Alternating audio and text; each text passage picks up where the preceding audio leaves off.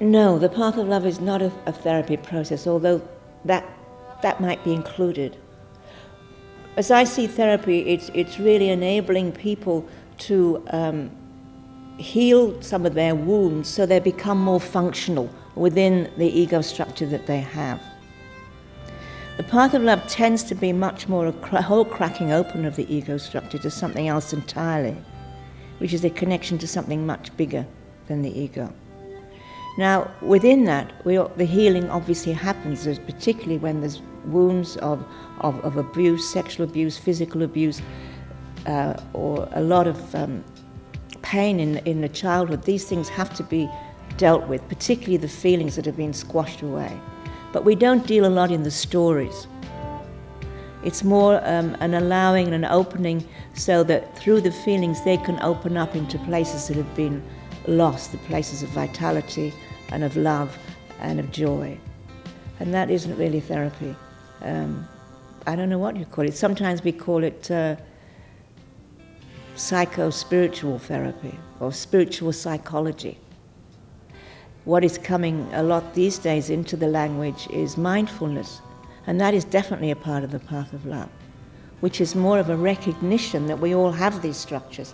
We all have our wounds, and we all have an ego. It's not going to go away. But becoming aware of it, and within the path of love, it's also being able to open to the heart, which is the pain of it and also the love in it. That is more the direction.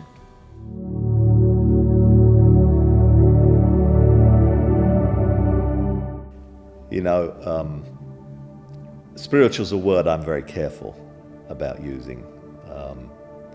But yes, it's a spiritual process insofar as we leave this area that we always think about. We leave the area of thought and mind and academia and, you know, 1 and 1 is 2. We do leave that, and we come into an area of feeling and sensing love.